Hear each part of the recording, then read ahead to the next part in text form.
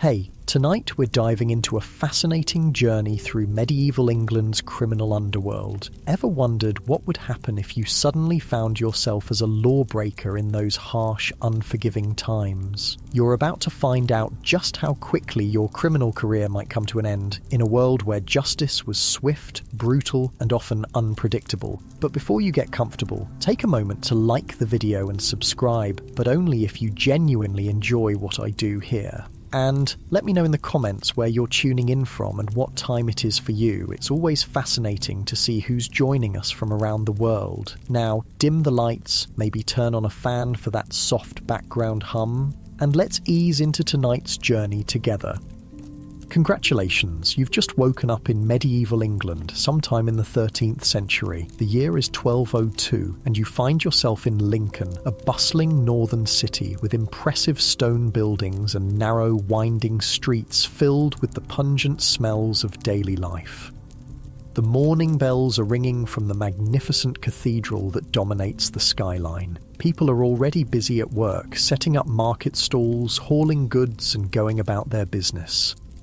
The good news is that you've awakened in one of England's important cities, a place of commerce and opportunity. The bad news: Lincoln, despite its modest population of about 7,000 souls, is experiencing what you might call a crime wave. This small city has recently seen 114 murders, 89 robberies with violence, and 65 woundings in fights, and yet only 2 people have been executed for these crimes. Those odds might seem encouraging if you're planning a life of crime, but don't get too comfortable. Medieval justice has ways of catching up to you when you least expect it. You rise from your straw pallet in a small, drafty room above a tavern. The wooden floorboards creak beneath your feet, and through the small window you can see the morning mist clinging to the cobbled streets below. You're hungry, you have no money, and in this unfamiliar world, you're considering how to survive. Perhaps a bit of theft, maybe picking a pocket or two in the busy marketplace. Before you make that fateful decision, you should understand what you're getting yourself into. In this world, law and order operates very differently from what you're used to. There are no police officers patrolling the streets, no forensic evidence, no surveillance cameras, but there's something else that might be even more effective. Everyone knows everyone else in their community, and strangers stand out like a peacock in a chicken coop. As you step out into the narrow street, the cold morning air filling your lungs, you notice a wooden gibbet standing ominously at the city's edge. A body hangs there, swinging slightly in the breeze, the remains already picked at by birds. It's been there for weeks, a grim reminder of what happens to those who break the law and get caught. The sight sends a shiver down your spine, but you're desperate and need to survive. "Thinking of causing trouble, are you?" comes a gruff voice beside you. An older man with a weathered face and a grey beard has appeared at your side. "I wouldn't, if I were you. See that poor soul on the gibbet? That's what happens when you cross the sheriff or steal from the wrong merchant." "But I've heard people get away with all sorts of crimes here," you reply, thinking about those statistics. The old man chuckles, a dry sound like leaves rustling. "Aye, some do, until they don't. The law may be slow, but it has a long memory, and it's not just the law you need to worry about, it's the people. Try stealing from a baker, and his entire guild will be after you. Rob a merchant, and his family won't rest until you're caught. We take care of our own here." You ponder this as you walk toward the market square, your stomach growling with hunger. The temptation to simply grab an apple from a vendor's stand is strong, but you hesitate, remembering the old man's warning and the body on the gibbet. In medieval England, even the smallest crimes could lead to severe punishment. You wouldn't have the luxury of modern legal protections. Trials were quick affairs, often based more on your reputation than actual evidence. If people suspected you were of bad character, that alone could be enough to convict you. As you wander through the market, you notice how differently the various social classes are treated. A nobleman strides confidently through the crowd, which parts respectfully before him. His fine clothing and sword mark him as someone of importance. Meanwhile, a ragged beggar is being roughly pushed away from a baker's stall by two burly apprentices. "Get away with you," one of them shouts. "No begging here, or we'll call the constable." The beggar shuffles away, muttering under his breath. You realise that your appearance might already mark you as suspicious. Your clothing is strange by their standards, and you carry yourself differently. People are already giving you curious glances. In medieval society, your place was largely determined by birth, and trying to rise above your station could be seen as troublesome or even criminal. Vagrancy, wandering without purpose or visible means of support, was considered an offence. If you couldn't show that you belonged somewhere or had legitimate business, you might be accused of being a vagabond, which could lead to punishment. Your stomach growls again, louder this time. A woman selling bread gives you a suspicious look. You need to find a way to earn some money, and quickly, before hunger drives you to make a decision you'll regret. Approaching a burly man loading barrels onto a cart, you ask if he needs any help. He looks you up and down, assessing your worth. "You look strong enough," he says finally. "I could use another pair of hands loading these barrels onto the cart. I'll give you a penny and a meal for your trouble. It's not much, but it's honest work, and right now staying on the right side of the law seems like your best option." As you help load the heavy barrels, feeling the rough wood against your palms, you strike up a conversation with the man, hoping to learn more about this new world you found yourself in. "Been in Lincoln long?" the man asks, grunting as he lifts a barrel. "I'm just passing through," you reply, not wanting to reveal too much. "What's it like living here?" The man wipes sweat from his brow. "It's a good city mostly. Sheriff keeps order when he can, though there's been more trouble lately than I care for. Just last month a gang broke into Thomas the silversmith's shop, took everything he had and beat him half to death. The constable caught one of them, but the rest got away." "What happened to the one they caught?" you ask, already suspecting the answer. "Hanged, of course," the man says matter-of-factly. "That's what happens to thieves when they're caught. Though if you steal something worth less than 12 pence, you might just get flogged or put in the stocks instead."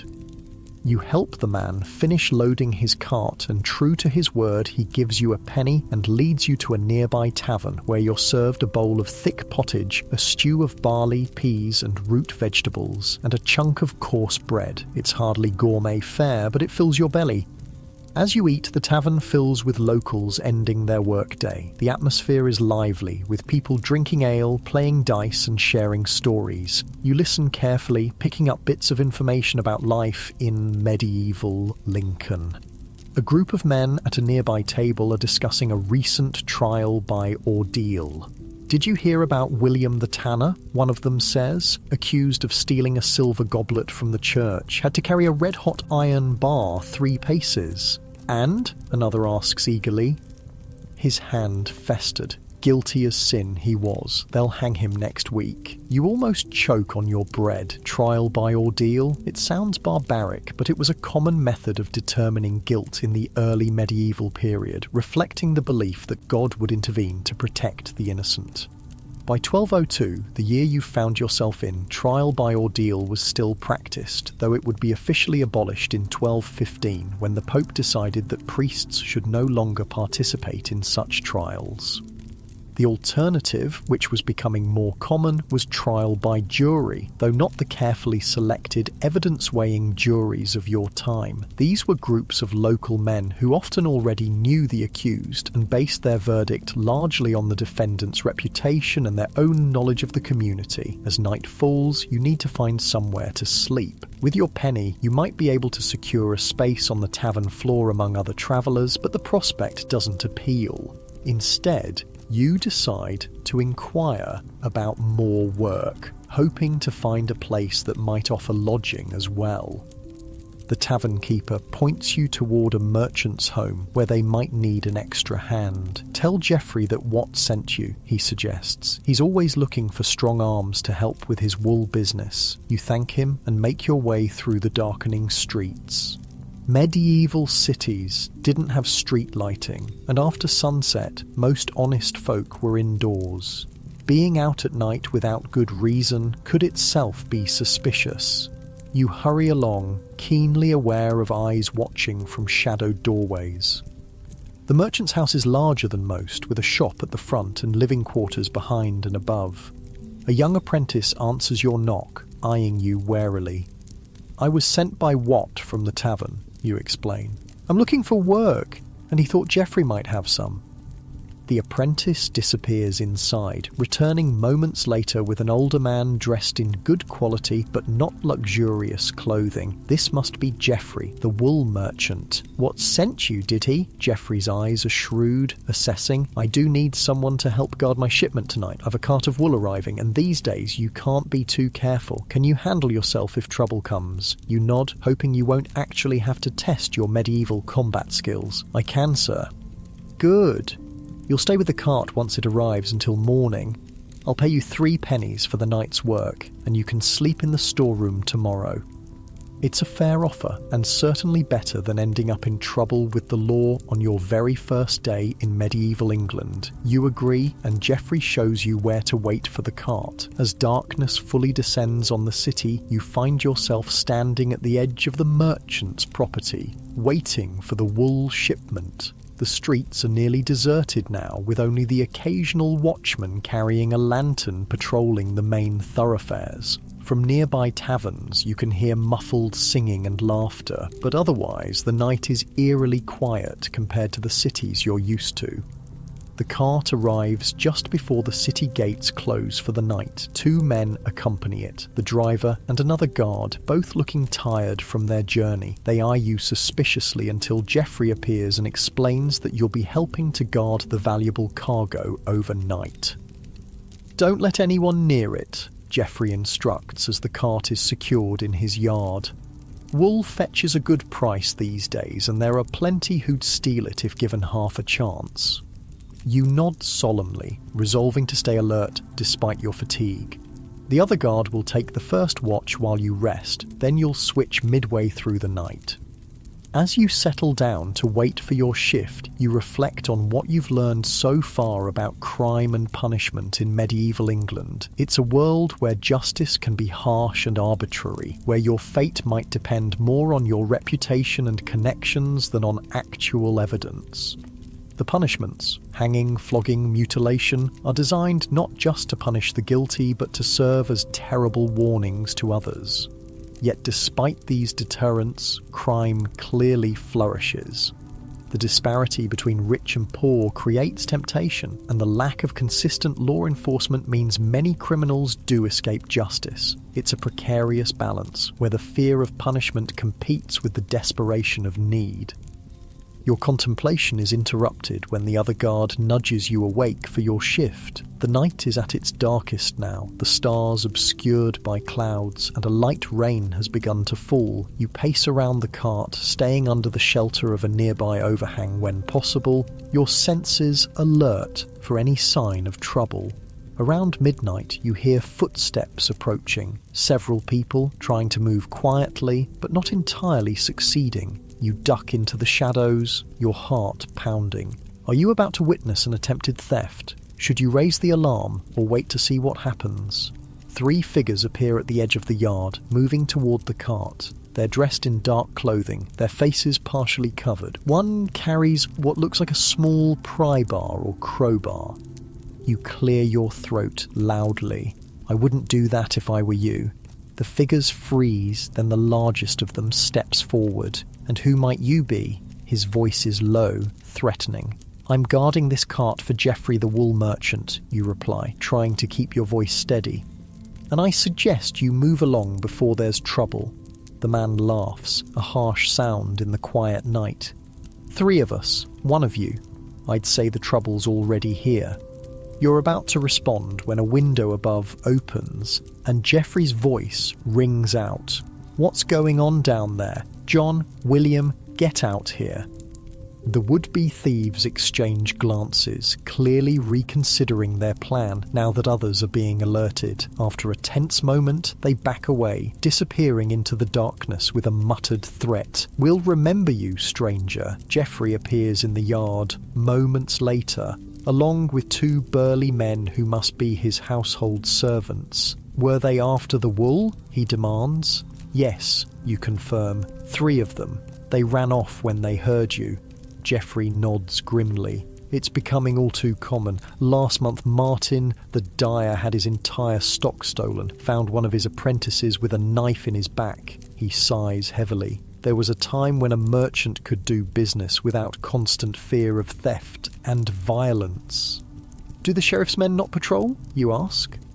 Geoffrey snorts. "The sheriff has just a handful of men for the entire city. They can't be everywhere, and truth be told, some of them are no better than the thieves themselves." This glimpse into the reality of law enforcement in medieval England is illuminating. Unlike the organised police forces of your time, law enforcement in the Middle Ages was often ad hoc and inefficient. The sheriff was the king's representative, responsible for keeping the peace, collecting taxes, and carrying out sentences, but he had limited resources. Day-to-day policing often fell to local watchmen or citizens themselves through systems like the hue and cry, where everyone who heard a call for help was obligated to join in pursuing a criminal. Corruption was also a significant problem. As Geoffrey hinted, some of those in positions of authority abused their power, accepting bribes to look the other way, or even participating in criminal activities themselves. The rest of the night passes without incident, though you find it hard to relax after the confrontation. When morning comes, Geoffrey seems pleased with your performance and, true to his word, pays you 3 pennies and shows you to a small storeroom where you can rest. "If you're looking for regular work," he adds, "I could use someone like you. These are uncertain times, and I value those who can keep their wits about them." It's a generous offer, a chance at steady employment and a place within the social structure of medieval Lincoln. As a merchant servant, you'd have a recognised position, food, shelter, and protection, in a world where being a wanderer without connections could lead to suspicion and trouble. This is no small thing. As you settle onto a pallet in the storeroom, exhaustion finally catching up to you, you consider your situation. You've managed to avoid breaking the law so far, finding honest work instead.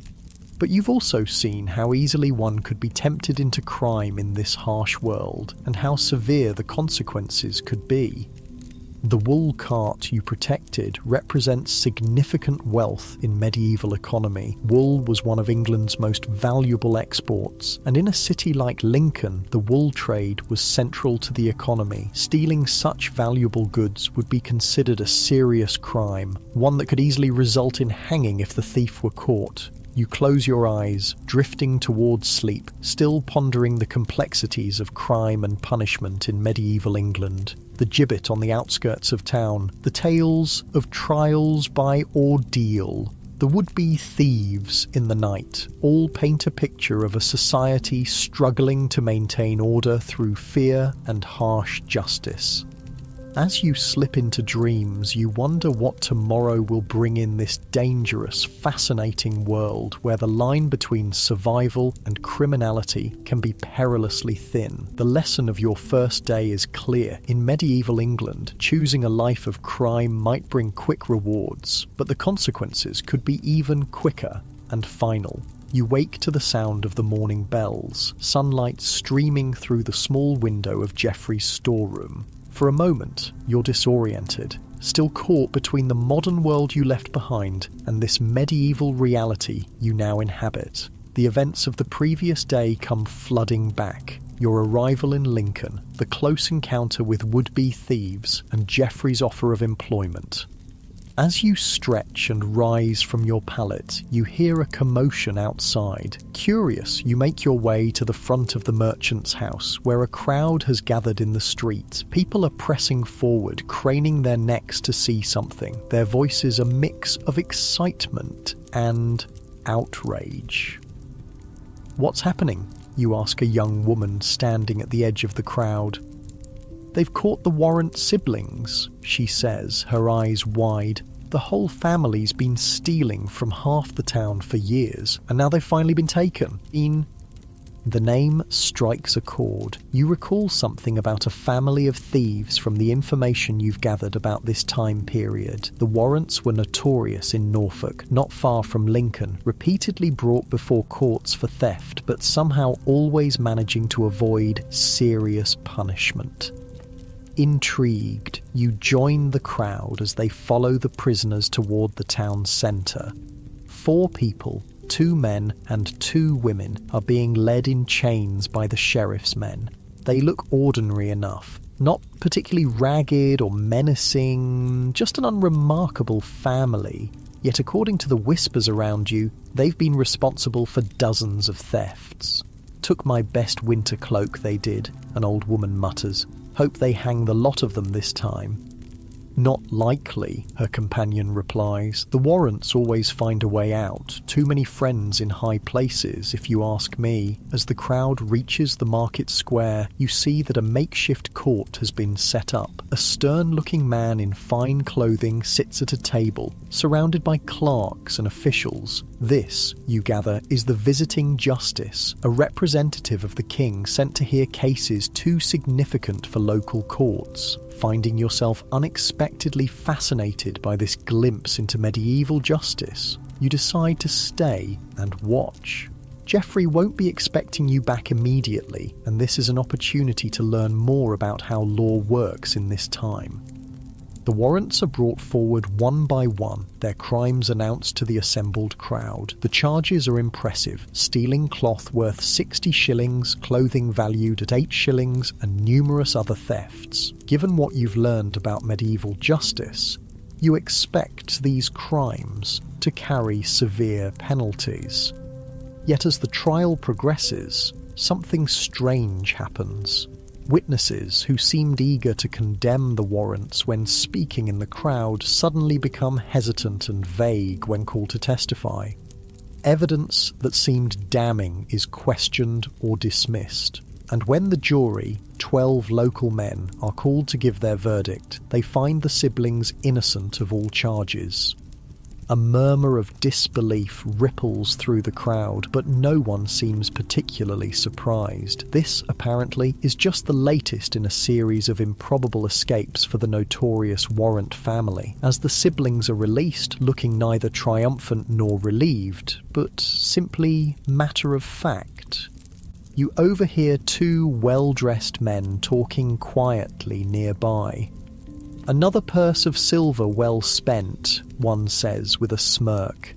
"The jury knows which side their bread is buttered on." "The sheriff won't be pleased," the other replies. "That's the 3rd time this year."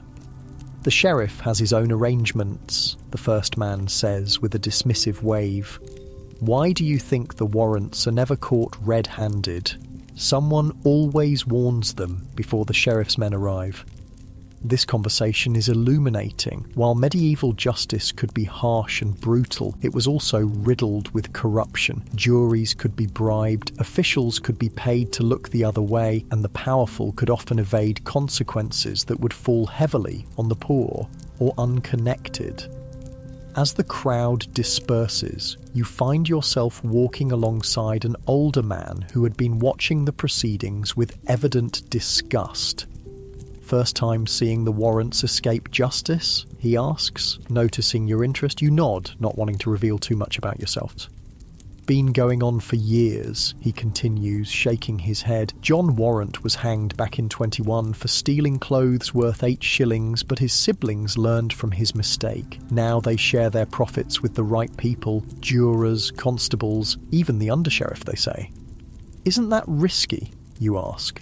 "Bribing officials, I mean." The old man gives a bitter laugh. "Less risky than stealing if you do it right. Corruption runs from the lowest bailiff to the highest judge. Why, just a few years ago, William Thorpe, the Chief Justice of the King's Bench himself, was jailed for taking bribes." This matches what you've read about medieval justice. While the system was designed to be harsh and deterrent, its effectiveness was undermined by corruption at all levels. Those with money or connections could often buy their way out of trouble, while the poor faced the full force of the law. Your conversation is interrupted by shouting from a nearby street. People begin running toward the commotion, and you follow, curious despite yourself. In a small square outside a church, a man is being pursued by several others. "Stop, thief!" someone shouts, and immediately everyone in earshot joins the chase. This, you realise, is the hue and cry system in action, the medieval equivalent of a citizen's arrest, where all who heard the call were legally obligated to help capture the criminal. The fleeing man looks desperate, his eyes darting in all directions as the crowd closes in. He makes a sudden break toward the church door, clearly hoping to claim sanctuary within. For a moment it seems he might make it, but then he stumbles and the pursuers are upon him. They drag him back toward the main street, rough hands holding him despite his struggles. "I've done nothing," he protests. "You've no proof. We caught you with the purse in your hand," one of his captors snarls. "The lady saw you take it." A well-dressed woman pushes forward, pointing accusingly. "That's him. He cut my purse as I was walking from the market." The thief's face falls as he realises escape is impossible. More of the sheriff's men arrive, taking custody of the prisoner and the evidence. A small purse that was apparently cut from the lady's belt. "What will happen to him?" you ask a bystander. "Depends on what's in the purse," they reply. "If it's worth more than 12 pence, he'll hang for sure. If less, he might just lose a hand or get flogged." The casual way this is said sends a chill through you. In this world, the difference between life and death could be determined by the value of what was stolen. Theft of anything worth more than a shilling, 12 pence, was considered grand larceny, a felony punishable by death. As the thief is led away, you notice something his captors missed. A small wooden token that fell from his pocket during the struggle. Curious, you pick it up when no one is looking. It's carved with a symbol you don't recognise, a dagger crossed with what looks like a key. Pocketing the token, you decide to return to Geoffrey's house. The merchant hired you to help guard his goods, and after witnessing these events, you're even more aware of the importance of that task in medieval Lincoln. When you arrive, Geoffrey is in his counting room, tallying figures in a ledger. He looks up as you enter, gesturing for you to sit. "You saw the trial of the warrants," he says. "It's not a question." "Yes," you admit. "And a thief being caught afterward." Geoffrey nods grimly. Two sides of the same coin. The poor wretch they caught will hang, while the warrants walk free again. Such is justice in our time. He sighs heavily. "But I didn't call you here to discuss the failings of the courts. I have a proposition for you." He explains that a larger shipment of wool is due to arrive tomorrow, significantly more valuable than yesterday's cargo. He wants you to travel with his son to meet the shipment outside the city and escort it back, ensuring it arrives safely. "There's been talk of a gang targeting wool merchants," Geoffrey says, lowering his voice. 3 were robbed on the North Road last month. I'd send more men, but I can't spare them from the shop, and too large a group attracts attention. The job sounds dangerous, but also like an opportunity to learn more about this medieval world. You agree, and Geoffrey seems pleased. "Good, you'll leave at dawn with my son, Richard. The payment will be 6 pennies plus a bonus if all goes well." With that settled, you spend the rest of the day helping around Geoffrey's establishment, loading wool bales, running errands, and learning about the wool trade that forms the backbone of Lincoln's economy. As evening approaches, you remember the token you found earlier. While helping in the storeroom, away from prying eyes, you examine it more closely. The carving is crude but distinctive, definitely a dagger crossing a key, some kind of membership token perhaps, or a gang symbol. Your thoughts are interrupted when Richard, Geoffrey's son, enters the storeroom. He's a few years younger than you, with his father's shrewd eyes but a more open, friendly expression. "Father says you'll be riding with me tomorrow," he says, sizing you up. "Ever dealt with highwaymen before?" You admit that you haven't. Richard grins. "Let's hope tomorrow isn't your first time then, but just in case." He reaches into his tunic and pulls out a small dagger, offering it to you. Keep this close, the roads aren't safe these days. You accept the weapon, noting its well-worn handle and sharp blade. It's a practical tool rather than a fighting weapon, but better than nothing if trouble finds you. Thank you, you say, tucking it into your belt. Richard nods.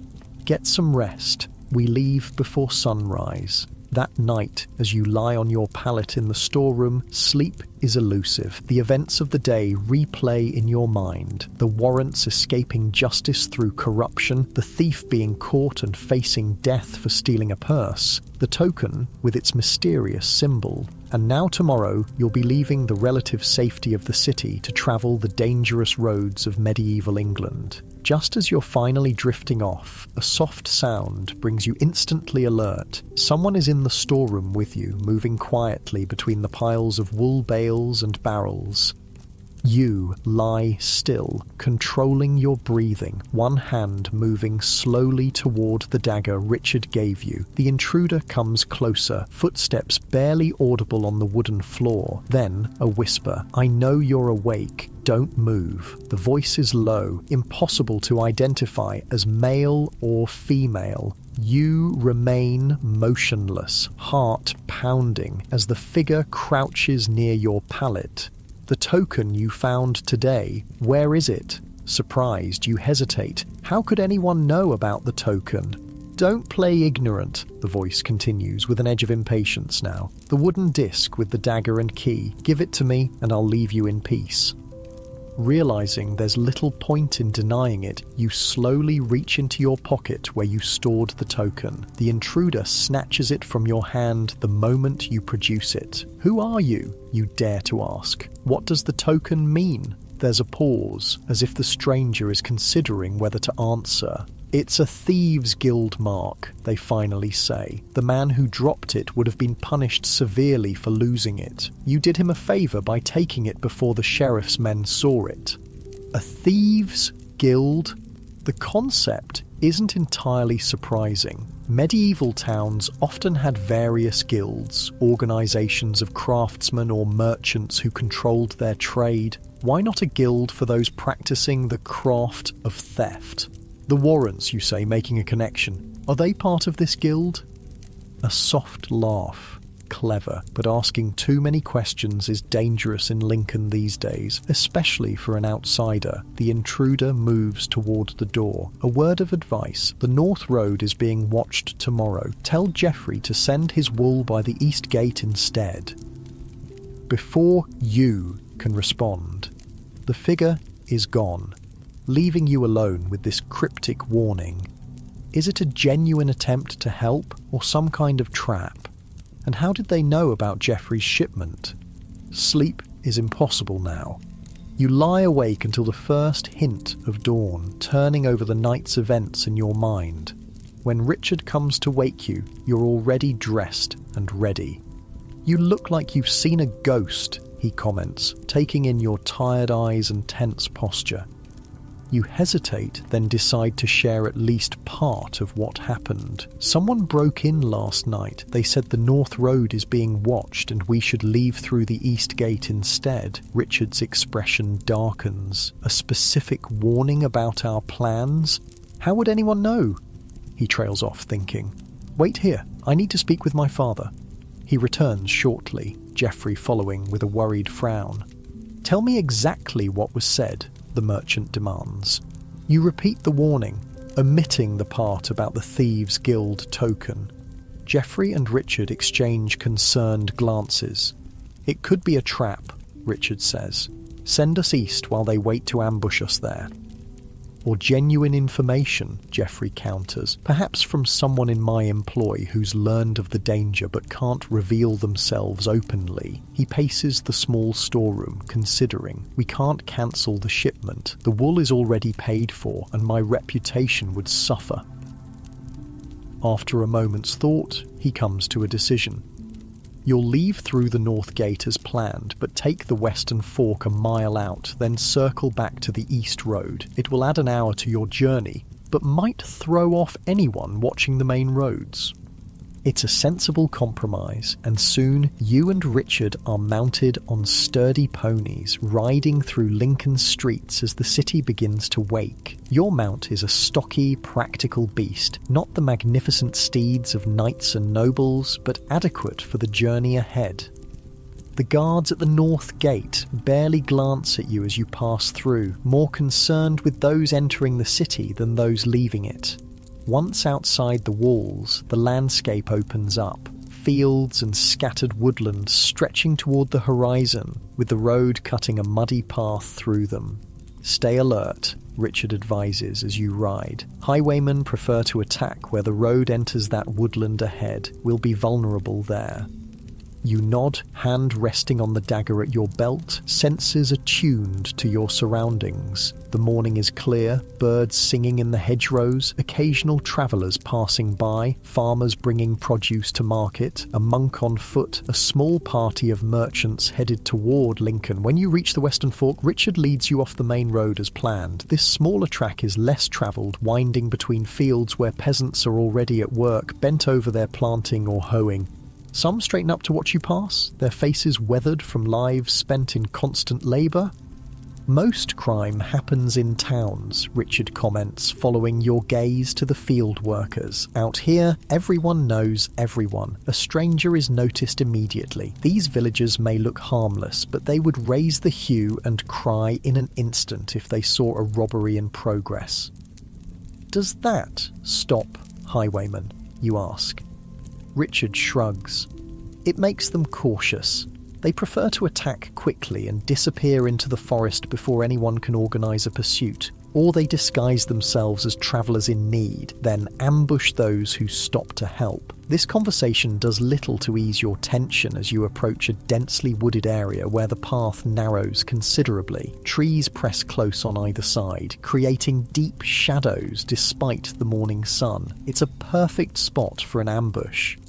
Richard draws his sword, a short, practical blade rather than a knight's longsword. "Stay close," he murmurs, "and be ready to ride hard if I give the word." The tension is palpable as you enter the woods, the sounds of birdsong suddenly seeming very distant. Every shadow might hide a bandit. Every rustle of leaves could signal an attack. Your pony seems to sense your anxiety, snorting and tossing its head. Halfway through the woodland, a fallen tree blocks the path. Richard reins in sharply, scanning the surrounding trees with narrowed eyes. "This wasn't here yesterday," he says quietly, "and it's been cut, not fallen naturally." The trap, if it is one, is obvious but effective. To continue, you'd need to dismount and move the tree, making yourselves vulnerable, or leave the path to go around it, entering the deeper woods where visibility is poor. Richard makes a quick decision. Back to the fork. "We'll take the main road after all." You turn your mounts around, moving at a trot rather than a gallop to avoid attracting attention. But as you near the edge of the woodland, 3 mounted figures appear on the path ahead, blocking your exit. "Hold!" one calls. "In the name of the sheriff!" Richard curses under his breath. "Sheriff's men don't patrol this track," he whispers to you, "and they wouldn't announce themselves that way. These are bandits." "What do we do?" you ask, heart racing. "When I move, ride hard to the right, through the trees," Richard says, his voice calm despite the danger. "There's a stream beyond. Follow it south and you'll reach the main road. Then ride for Lincoln as fast as you can, before you can protest this plan," which seems to involve Richard distracting the bandits while you escape. He calls out to the men ahead. "We carry nothing of value, just travelling to meet a wool shipment." The leader of the 3 laughs. "Then your purses are light, and you won't miss them. Hand over your money and weapons, and you can continue on your way." Richard's response is unexpected. He suddenly stands in his stirrups and points behind the bandits.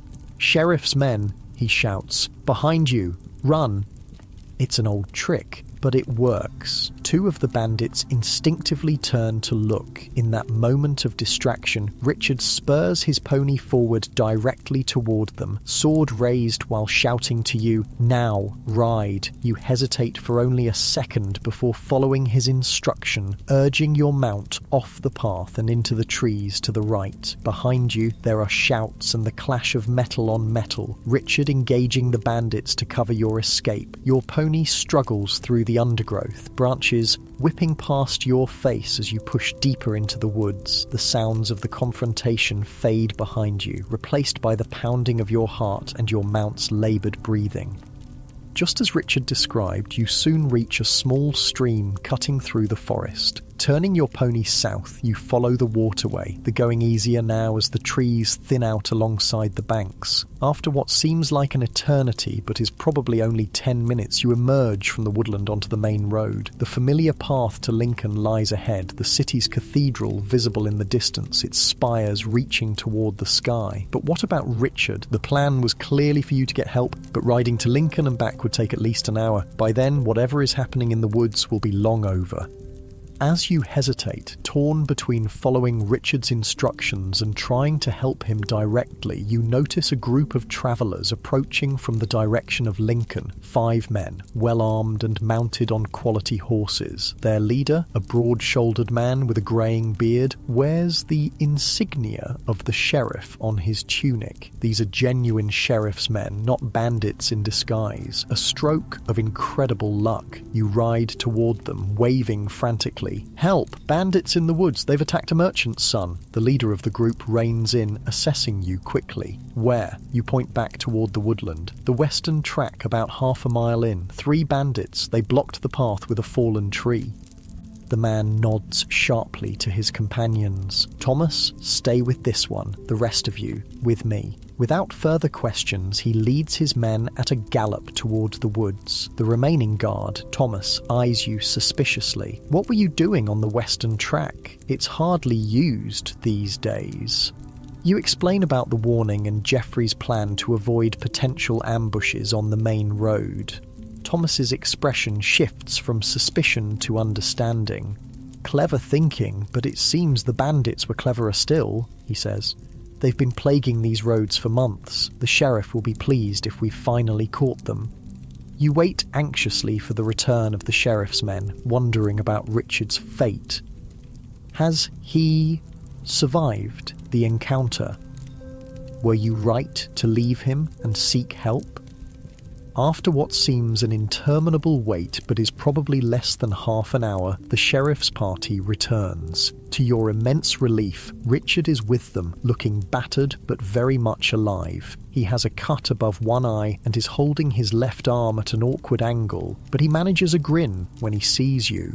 "You found help," he calls. "Well done." The sheriff's men have 2 prisoners with them, bound and sullen-looking. The 3rd bandit, you learn, was killed in the fight. "These 2 will hang," the lead guard tells you matter-of-factly. "Highway robbery is a hanging offence, but first they'll be questioned about the rest of their gang." As you and Richard ride back to Lincoln with the sheriff's men and their prisoners, he fills you in on what happened after you left. He managed to unhorse one of the bandits with his initial charge, but was then surrounded by the other 2. He was fighting for his life when the sheriff's men arrived. "I've never been so glad to see the sheriff's badge," he admits, wincing as his pony jostles his injured arm. "Another few minutes and I'd have been done for." When you reach Lincoln, there's a flurry of activity. The prisoners are taken to the castle dungeons, a physician is called for Richard, and you find yourself recounting the events to Geoffrey, who alternates between relief that his son is alive and anger at the danger you both faced. "This can't continue," he says finally. "These roads must be made safe for honest merchants. I'll speak to the sheriff myself." As Richard is led away to have his wounds treated, he catches your eye. "You did well today," he says. "Not everyone would have kept their head in such a situation."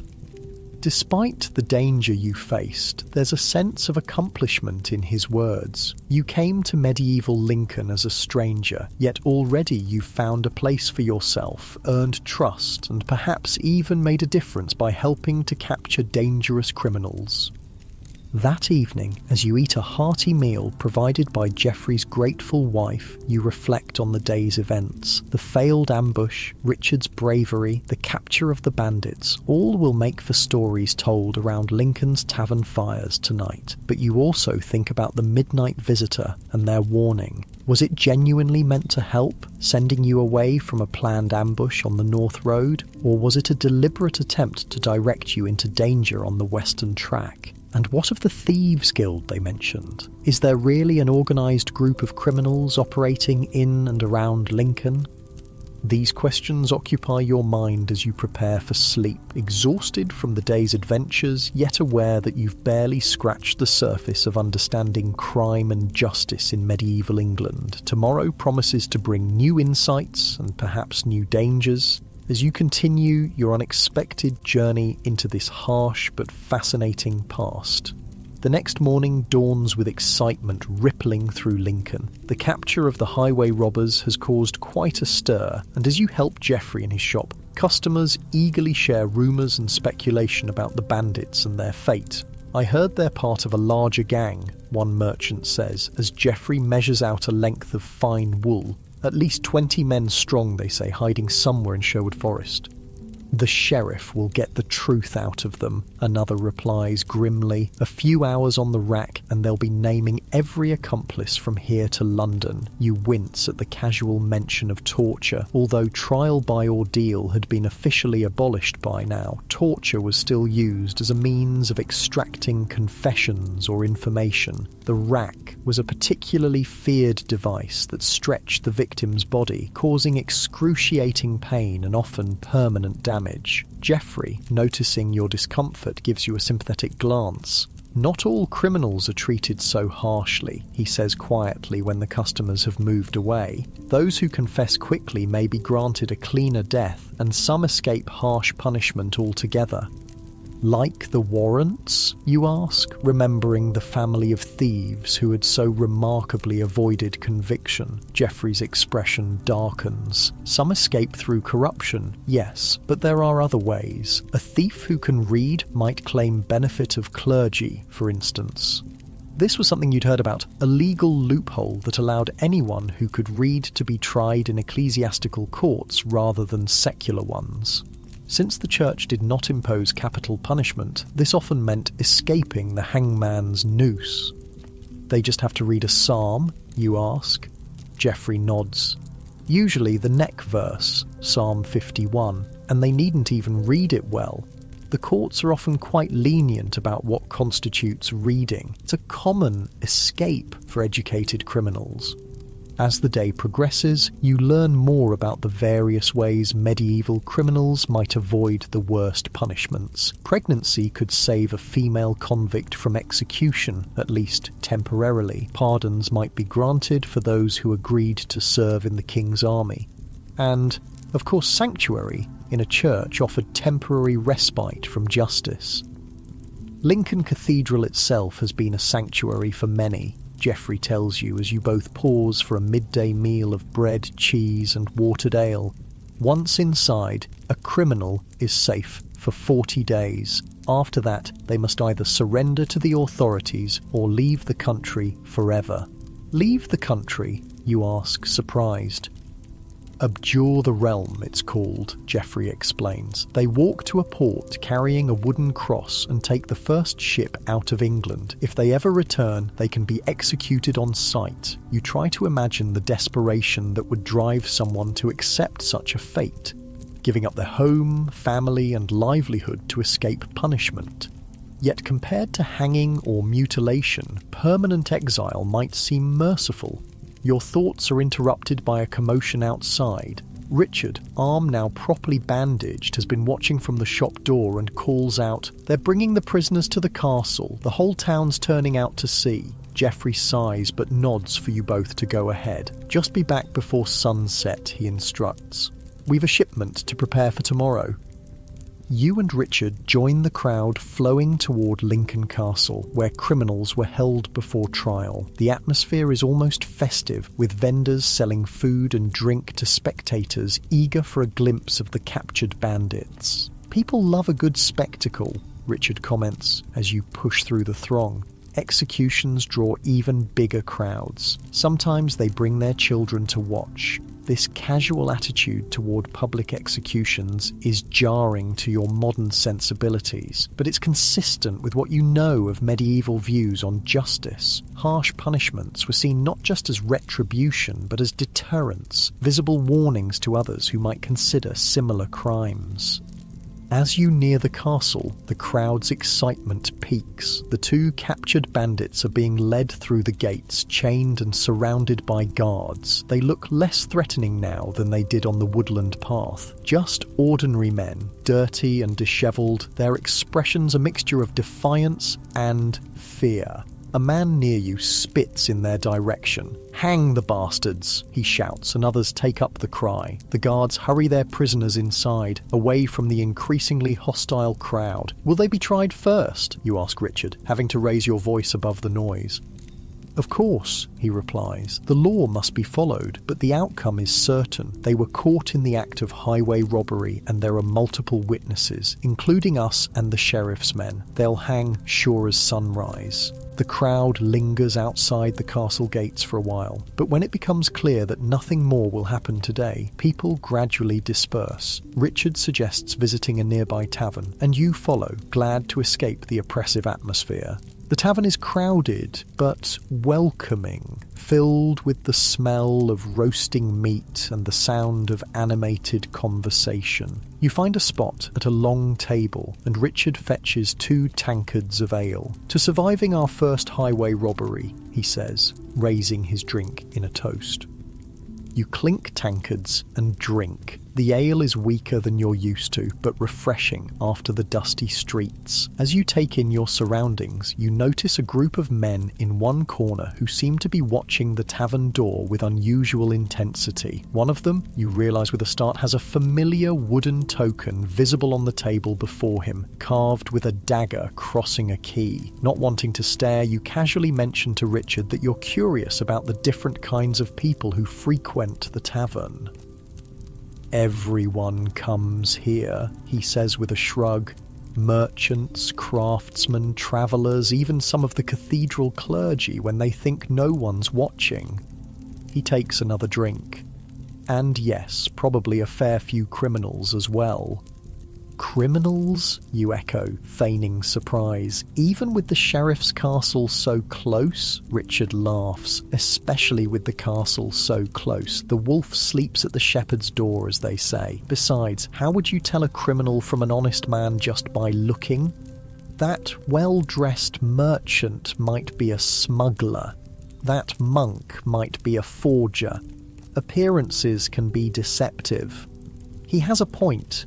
Medieval criminals weren't a separate class, easily identified by appearance or behaviour. Many were ordinary people driven to crime by necessity or opportunity. Others maintained respectable facades while engaging in illegal activities. Your contemplation is interrupted when the tavern door swings open and a hush falls over the room. A man enters, flanked by 2 others who carry themselves with the confidence of authority. Their tunics bear the sheriff's insignia. The leader scans the room slowly, his gaze passing over you without pause, but lingering on the group in the corner with the token. After a tense moment, he approaches the tavern keeper, speaks briefly, then leaves without incident, his men following. The tavern erupts in conversation the moment the door closes behind them. "What was that about?" you ask Richard, who looks unsurprised by the interruption. "Sheriff's men checking the taverns," he says, lowering his voice. "They do it regularly, looking for known criminals or suspicious gatherings, more often lately, with all the robberies." You glance toward the corner again, but the men with the token have vanished, leaving only empty cups on their table. "We should head back," Richard says, noticing the angle of the sun through the window. "Father will be expecting us." As you walk through Lincoln's streets back to Geoffrey's shop, your mind is filled with questions about the Thieves' Guild and their token. Are they connected to the highway robbers or to the warrants? How organized are they, and how deep does their influence run in Lincoln's society? Geoffrey is indeed waiting for you, looking impatient. "There you are," he says, gesturing for you to come inside. "I need your help with an inventory. The wool shipment we're receiving tomorrow is the largest of the season, and I want everything in order." The rest of the day passes in a blur of counting, measuring, and record keeping. Geoffrey runs his business with meticulous attention to detail, and you gain new appreciation for the complexity of medieval commerce. Weights and measures, qualities of wool, shipping arrangements, taxes and tariffs, all must be carefully tracked and accounted for. As evening approaches, Geoffrey finally seems satisfied with the preparations. "Well done," he tells you. "You've earned your keep today. Tomorrow will be busy, but if all goes well, there'll be a bonus for you." You thank him and are about to retire to your now familiar pallet in the storeroom when a knock at the shop door interrupts. Geoffrey frowns. It's after hours, and he's not expecting visitors. "Who is it?" he calls. "A message from the sheriff," comes the reply. Geoffrey opens the door cautiously. A young man in the sheriff's livery stands outside, looking nervous. "Master Geoffrey?" he asks. "The sheriff requests your presence at the castle, immediately." "The sheriff? At this hour? What for?" The messenger shifts uncomfortably. It concerns the prisoners captured yesterday. They've made certain allegations. The sheriff thinks you should hear them. Geoffrey's expression grows serious. "Very well, I'll come." He turns to you and Richard. "Both of you, with me. If this concerns the attack, you should be present as witnesses." The walk to Lincoln Castle is tense, the streets nearly empty as darkness falls. Medieval towns didn't have street lighting, so after sunset, most people stayed indoors unless absolutely necessary. Those few you pass hurry along with lanterns, eager to reach their destinations before full dark.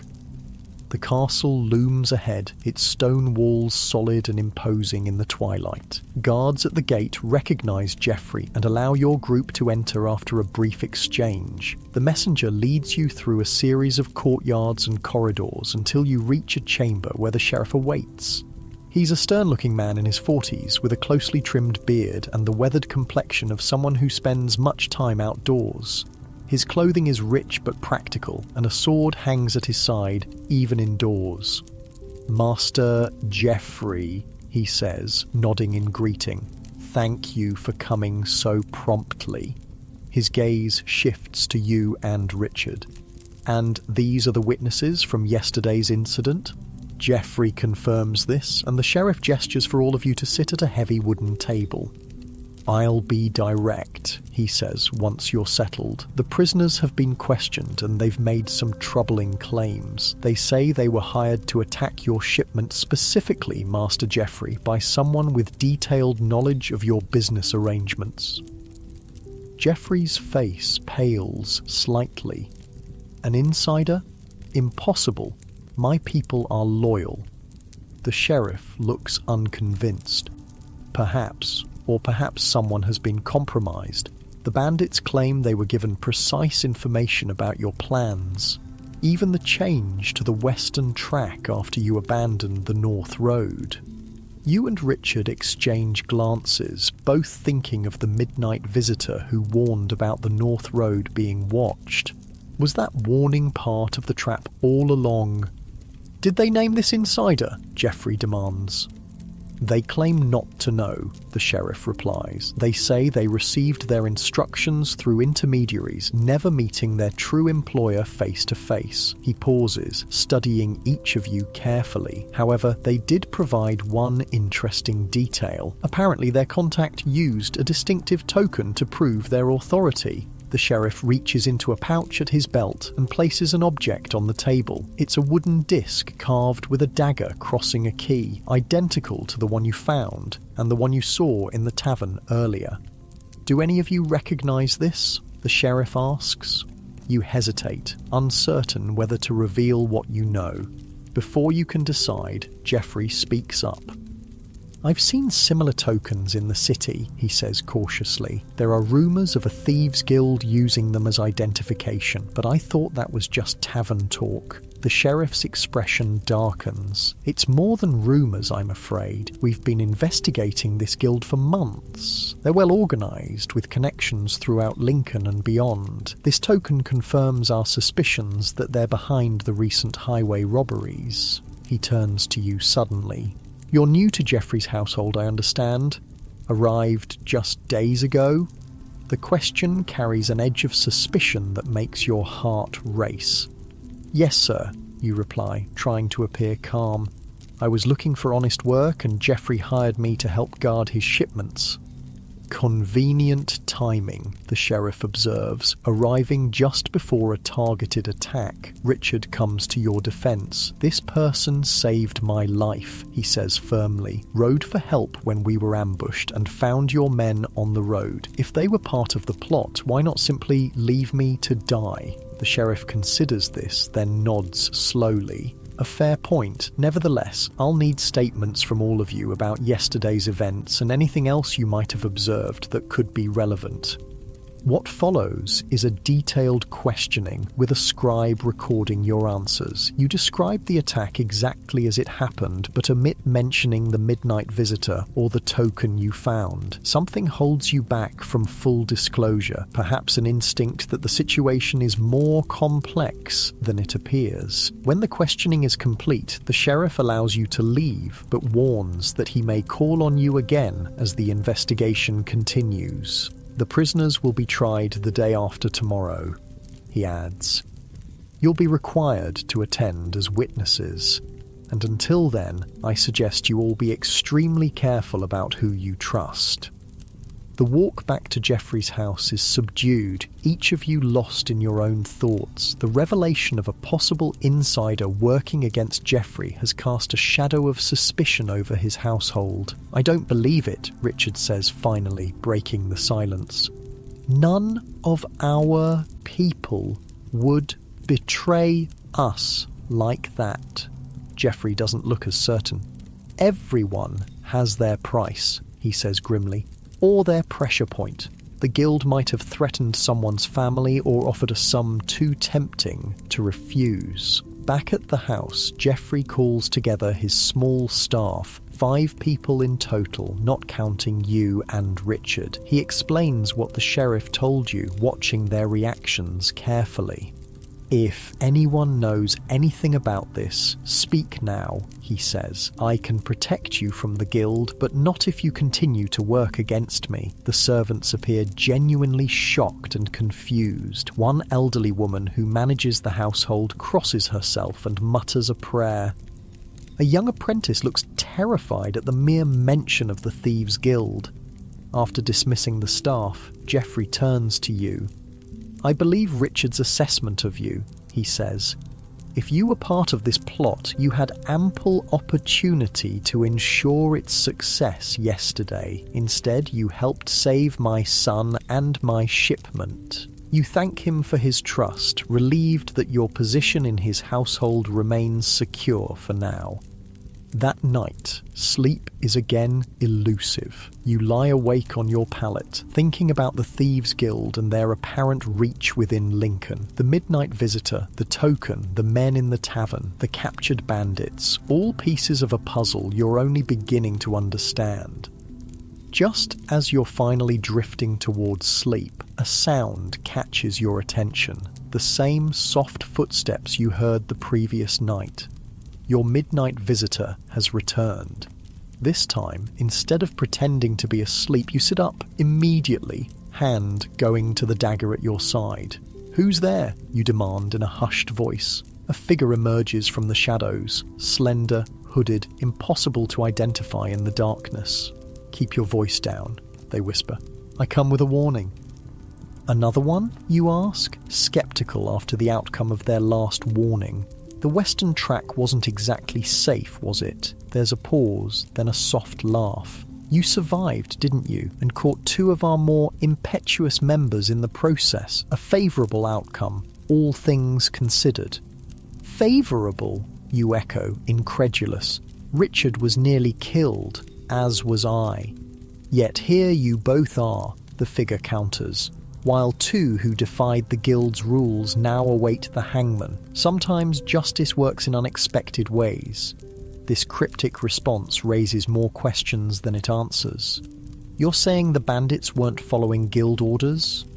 The guild doesn't sanction attacks on Lincoln merchants, the visitor says, moving slightly closer. Bad for business. Those men were acting independently, using guild tokens they had no right to display. They've been dealt with. The implications are disturbing. If the Thieves' Guild is powerful enough to manipulate events to eliminate rogue members, using the law itself as their instrument of punishment, their influence must be considerable. Why tell me this, you ask? Because tomorrow will be dangerous, comes the reply. The sheriff is convinced there's an informant in Geoffrey's household. If he can't find the true culprit, he may simply arrest someone, anyone, to appease the merchant guild. An outsider like you would make a convenient suspect.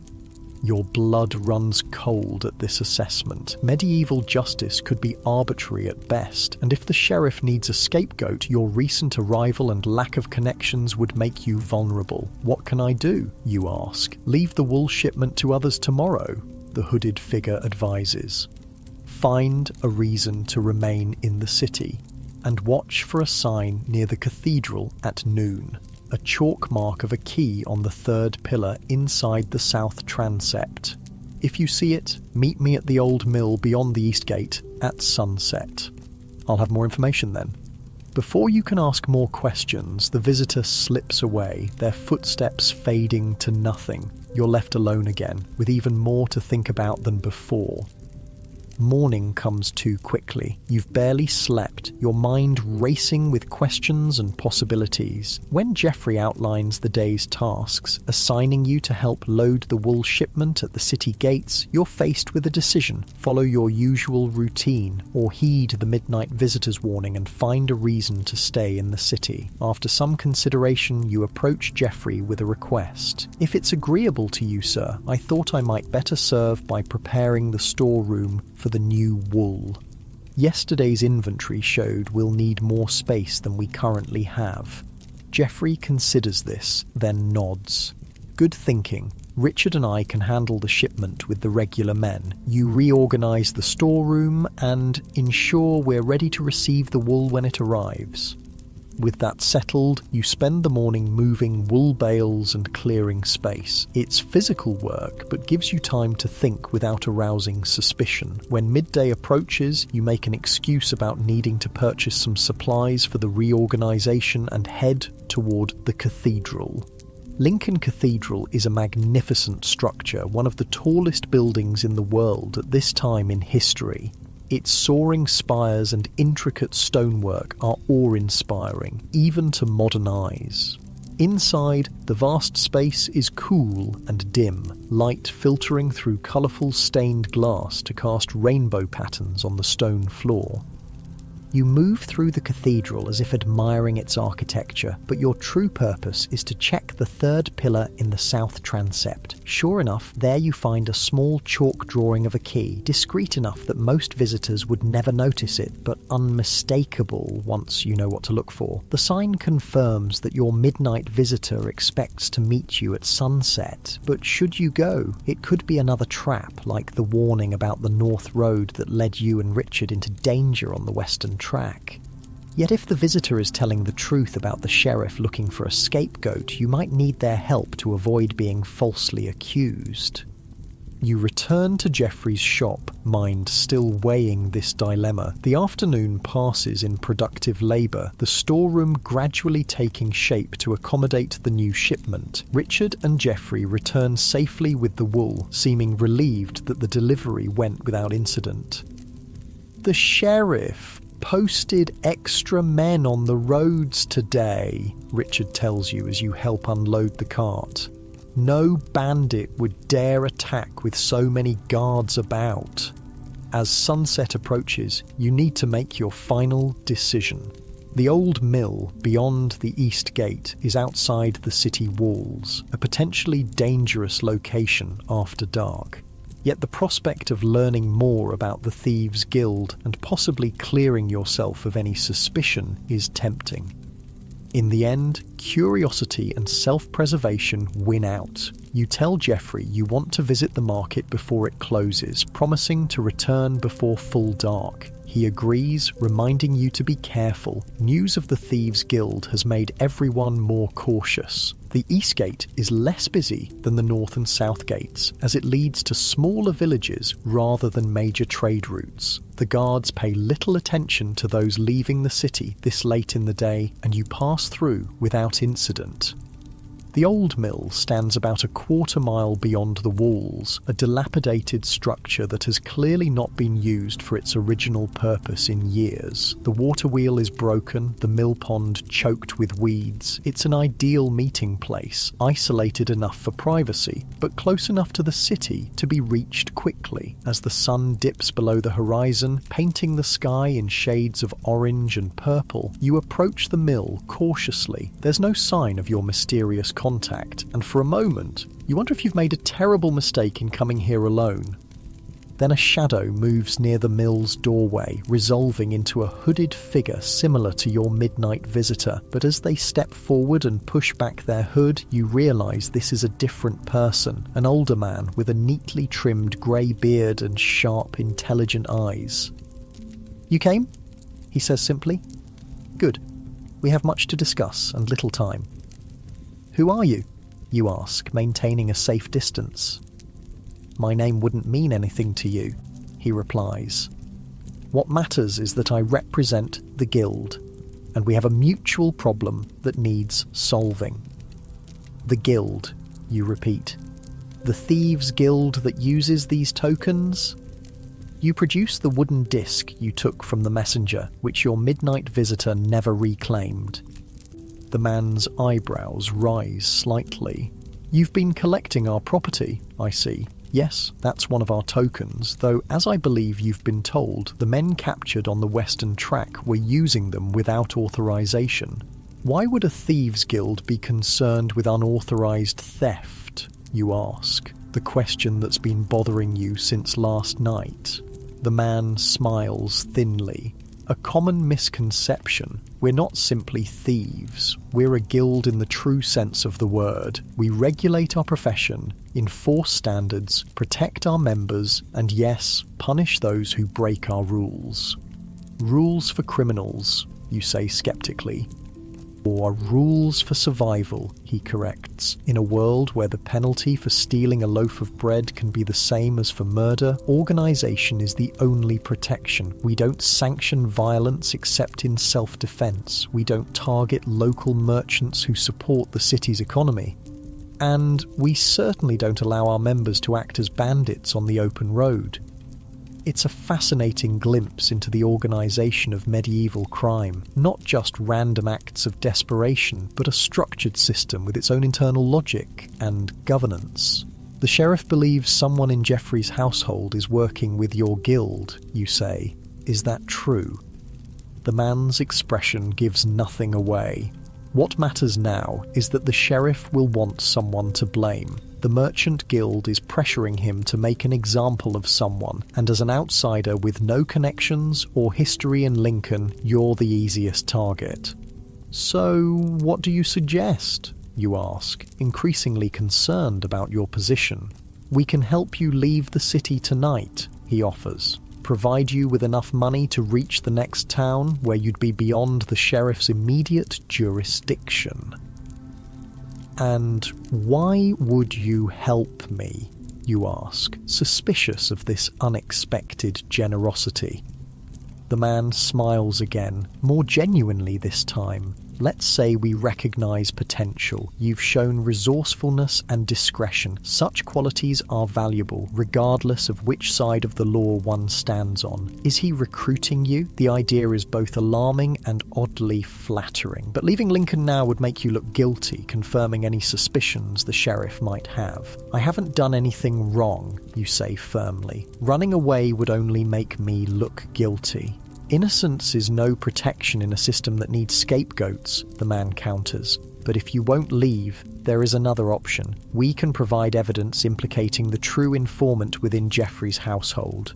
Now this is interesting, and potentially dangerous. "Who is it?" you ask. That information has a price, he says. We would expect certain considerations in return, such as nothing illegal, at least not immediately, he assures you, perhaps occasionally looking the other way when guild business is conducted near Geoffrey's shop, or sharing information about valuable shipments coming through Lincoln, not to be stolen, merely taxed appropriately. In other words, become an informant yourself, the very thing you're trying to avoid being accused of. The moral complexities of medieval justice and crime are becoming increasingly clear to you. In a system where law enforcement is corrupt, punishments are brutal and often arbitrary, and poverty drives many to desperate measures, the line between criminal and victim can be blurry. Before you can respond, a sound from the road toward Lincoln catches both your attention, the unmistakable clatter of multiple horses approaching at speed. The guild member curses quietly. Sheriff's men, someone must have followed you. I was careful, you protest, though your heart is racing at the prospect of being caught in such a compromising situation. Clearly not careful enough, he says, already backing toward the shadows behind the mill. You have a choice now. Run with me or stay and try to explain why you're meeting with a known member of the Thieves' Guild outside the city walls after dark. It's a crucial moment of decision. Running would certainly make you appear guilty, but being caught with this man could be just as damaging to your claims of innocence. And if the sheriff is truly looking for a scapegoat, this meeting could provide all the evidence he needs to condemn you. The hoofbeats are getting closer. You have only seconds to decide. In that split second of decision, a third option presents itself. You turn to the guild member with urgent intensity. Neither, you say quickly.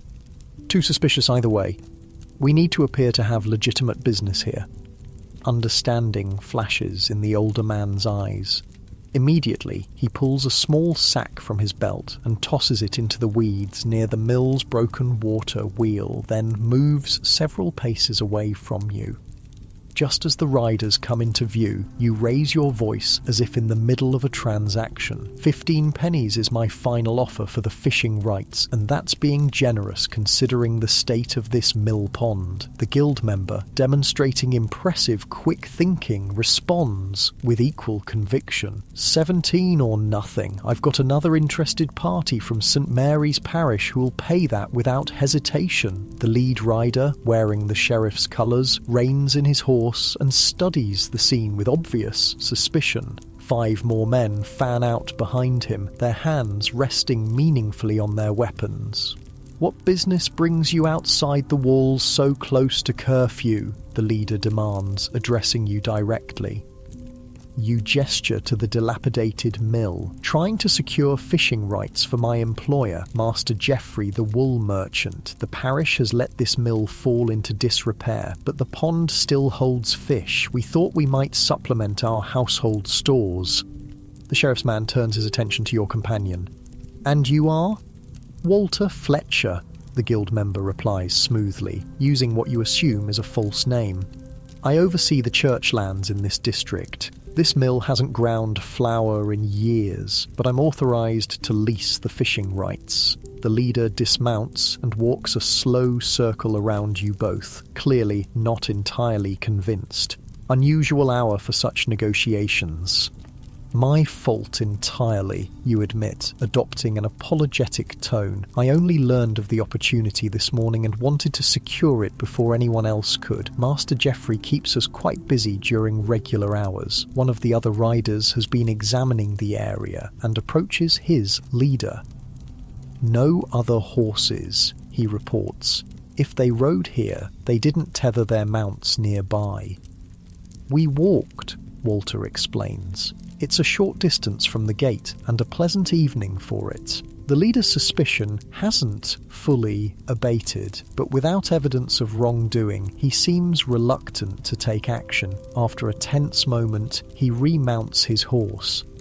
The curfew bell will ring soon, he warns. I suggest you conclude your business quickly and return to the city. These roads aren't safe after dark. You both nod respectfully, and the riders continue on their patrol, though one glances back several times as they move away. When they're safely out of earshot, you exhale slowly, the tension draining from your body. Quick thinking, the guild member murmurs appreciatively. Many would have panicked. It seemed the only way that didn't immediately condemn us both, you reply. But I doubt they're completely convinced. Convinced enough to continue their patrol rather than arrest us, he points out. In these uncertain times, that's a victory. The encounter has resolved nothing about your larger dilemma, however. You're still potentially under suspicion, and the guild's offer of evidence against the real informant in Geoffrey's household remains pending. About your offer, you begin, but the man holds up a hand to stop you. Not here, not now, he says quietly. We've tempted fate enough for one evening. The guild will contact you again when it's safe. He glances at the darkening sky. The curfew bell will ring soon. You should return to the city. And you? He smiles mysteriously. I have my own ways, but before you go, he moves to retrieve the sack he threw into the weeds earlier. Take this, a gesture of good faith.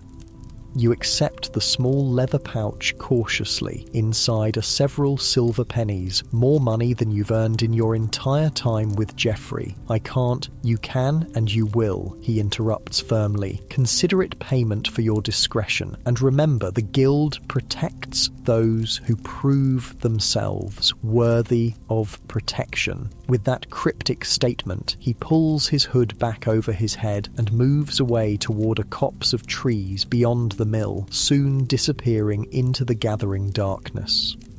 You pocket the silver, uncomfortable with accepting what is essentially a bribe, but aware that refusing might have consequences of its own. Then you hurry back toward the east gate, reaching it just as the curfew bell begins to toll across the city. The guards eye you with mild disapproval, but let you pass without comment. Lincoln, after curfew, is a different place. The streets nearly empty, windows shuttered, only the occasional watchman with a lantern patrolling the main thoroughfares. You keep to the shadows as much as possible, not wanting to explain your late return to anyone you might encounter. When you arrive at Geoffrey's house, you find it unusually quiet. No lamp burns in the shop window, and the main door is barred from within. This is strange. Geoffrey typically keeps the shop illuminated until he retires for the night, a small luxury that marks his prosperity. You move around to the service entrance at the rear, which is used by the household staff. To your relief, it's unlocked. You slip inside, listening carefully for any sounds of activity, but the house remains eerily silent. Geoffrey, you call softly. Richard?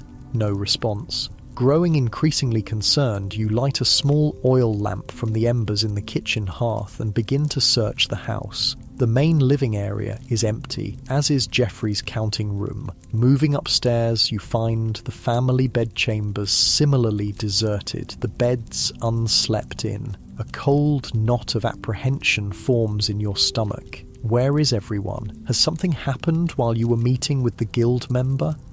The storeroom where you sleep is your last stop. As you push open the door, the lamp's light falls on a figure sitting on your pallet. Richard, his expression grim. There you are, he says, his voice oddly flat. We've been looking for you. What's happened? You ask immediately. Where's your father? Everyone else? Richard stands slowly. At the castle. The sheriff sent for us again just after you left for the market. He's arrested Edward for conspiracy with the Thieves' Guild. Edward is Geoffrey's young apprentice, a quiet boy of perhaps 16 who has worked in the shop for the past year. The accusation seems absurd. Edward had always struck you as almost painfully honest, more likely to report wrongdoing than participate in it. Edward? That makes no sense, you say. That's what father said, Richard agrees, but the sheriff claims to have evidence, a guild token found among Edward's possessions, and testimony from one of the captured bandits naming him as their informant. You think back to the wooden disc you saw in the tavern, identical to the one the sheriff showed you, and the one now in your pocket. If Edward had such a token, it would indeed be damning evidence, but something about this doesn't feel right. Is Edward confessing? you ask. Richard's expression darkens further. He denies everything, of course, claims the token was planted in his belongings, but under questioning, he hesitates, clearly disturbed by whatever he's about to share. The sheriff used persuasive methods. Edward eventually said whatever they wanted to hear. Torture, in other words. The thought makes you sick. Edward is little more than a boy, certainly not a hardened criminal capable of orchestrating highway robberies. That's wrong, you say firmly. Edward wouldn't betray your father. Someone else must be responsible. Richard studies your face in the lamplight. Father thinks the same. That's why he sent me back here to find you. He's worried that whoever planted evidence on Edward might try to do the same to others in the household. A chill runs through you at these words. The silver pennies in your pocket suddenly feel like burning coals. If the sheriff's men were to search you now, how would you explain them? Or the guild token, for that matter? Where are the others? You ask, referring to Geoffrey's small household staff. At the castle, still being questioned, Richard says. Father insisted on being present for each interview. He runs a hand through his hair, clearly exhausted. It's been a difficult evening. And Edward? Richard's face falls. He'll stay in the dungeons until the trial. 2 days from now, alongside the highway robbers. He meets your eyes directly. Father doesn't believe Edward is guilty, but the evidence is strong. Unless something changes, he'll likely hang. The injustice of it burns in your chest. Edward facing execution for a crime he almost certainly didn't commit, while the real conspirator remains free. And you, with guild money and a token in your possession, potentially next in line for accusation. We need to find the real informant, you say with sudden determination. How? The sheriff thinks he's already found his man. You consider your options carefully. You could reveal what you know about the guild, including your meetings with its representatives, but that might only cast suspicion on yourself. Without concrete evidence pointing to someone else, your testimony alone wouldn't save Edward. Let me think on it, you say finally. Perhaps there's a way to uncover the truth without putting others at risk. Richard nods, too tired to argue. Father will return when the questioning is complete. Try to get some rest until then. But rest is impossible. After Richard leaves, you examine the guild token and silver pennies by lamplight, wondering if these items that now incriminate you could somehow be used to save Edward instead. A radical idea begins to form in your mind. What if you could catch the real informant in the act? Force them to reveal themselves or provide evidence the sheriff couldn't ignore. It would be dangerous, possibly fatal if you miscalculated, but the alternative is watching an innocent boy hang while you live, with the knowledge that you might have saved him. You're still turning over possibilities when Geoffrey finally returns, well past midnight. He looks haggard, his normally confident bearing replaced by the slumped shoulders of a man carrying a heavy burden. Richard said he found you, he says wearily, sinking onto a chair in the kitchen where you've been waiting. Did he tell you about Edward? You nod, pushing a cup of watered wine toward him. He accepts it gratefully. It's nonsense, Geoffrey continues after taking a long drink. Edward is no traitor, but the sheriff is under pressure to resolve this quickly. The Merchant Guild wants the roads safe for commerce, and the easiest way to achieve that is to hang someone, guilty or not. What if we could find the real informant? You suggest carefully. Geoffrey looks up, a spark of interest cutting through his exhaustion. How? You've been refining your plan over the past hours, and while it's still dangerous, it might just work. We create an opportunity too tempting to resist, you explain. Announce another valuable shipment, but tell different details to different members of your household. When the thieves act on specific information, we'll know who leaked it. A trap, Geoffrey says, considering the idea. But the risk would be primarily mine, you assure him. I'd coordinate with the sheriff to have men in position to catch any attackers. And if the real informant is someone outside my household, or if the Thieves Guild doesn't take the bait? These are valid concerns. Then at least we'll have demonstrated reasonable doubt about Edward's guilt, you say. Enough perhaps to spare his life, if not clear him completely. Geoffrey stares into his cup for a long moment. It's a desperate plan, he says finally. But these are desperate times.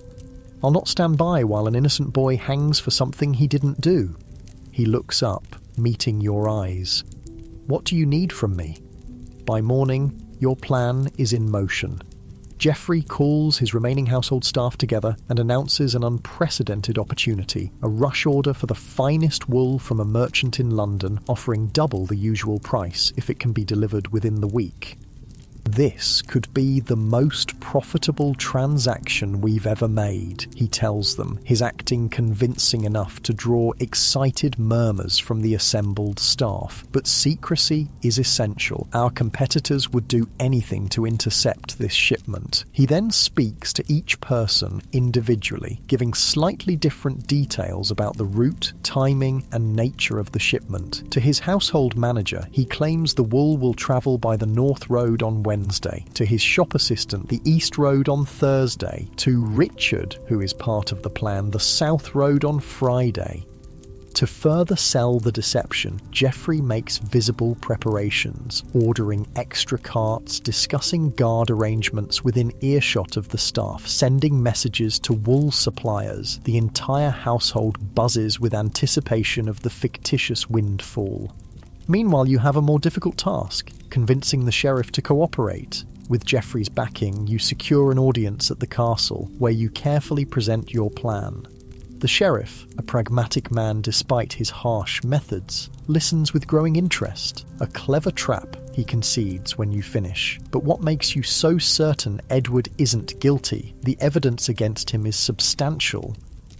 Edward has neither the contacts nor the cunning to orchestrate something like this, you argue, and he certainly doesn't have the temperament for betrayal. Someone else is using him as a scapegoat. The sheriff studies you thoughtfully. You seem very invested in this matter for someone who's only recently joined Geoffrey's household. It's a dangerous moment. Your enthusiasm could easily be interpreted as suspicious in itself. You choose your next words carefully. I know what it's like to be judged unfairly, you say, allowing genuine emotion to colour your voice. Edward reminds me of my younger brother. I couldn't live with myself if I didn't try to help him. Whether it's your sincerity or simply the opportunity to capture more criminals, the sheriff eventually agrees to position men along all three potential routes. But, he warns as you leave, if this trap catches nothing, it changes nothing for Edward. The evidence against him remains. You understand the stakes perfectly. If your plan fails, Edward hangs, and you might well join him if any suspicion falls on you instead.